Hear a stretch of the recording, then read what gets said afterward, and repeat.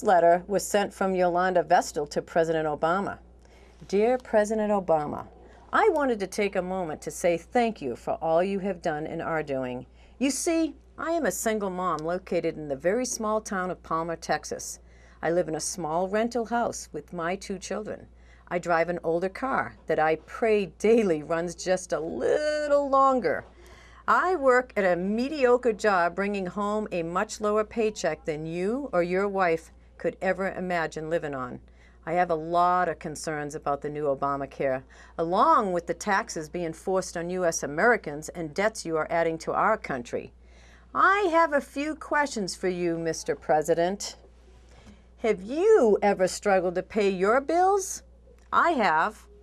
Have you ever sat and watched your children eat and you eat what was left on their plates when they were done because there wasn't enough for you to eat too? I have. Have you ever had to rob Peter to pay Paul and it still not be enough? I have. Have you ever been so sick that you needed to see a doctor and get medicine but had no health insurance because it was too expensive? I have. Have you ever had to tell your children no when they asked for something they needed? I have. Have you ever patched holes in pants, glued shoes, replaced your zippers because it was cheaper than buying new? I have.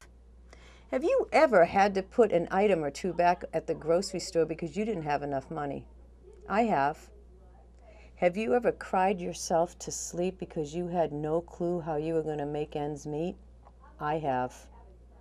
My questions could go on and on. I don't believe you have a clue what Americans are actually going through, and honestly, I don't believe you care. Not everyone lives extravagantly.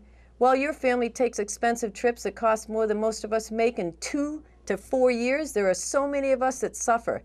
Yet you are doing all that you can do to add to the suffering?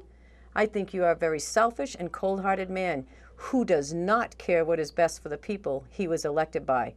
Not by me to represent, but more so for the glory of your name attached to history. So thank you, Mr. President. Thank you for pushing those of us that are barely staying afloat completely underwater, driving America into the ground. You have made your mark in history as the absolute worst and most hated president of the United States. God have mercy on your soul.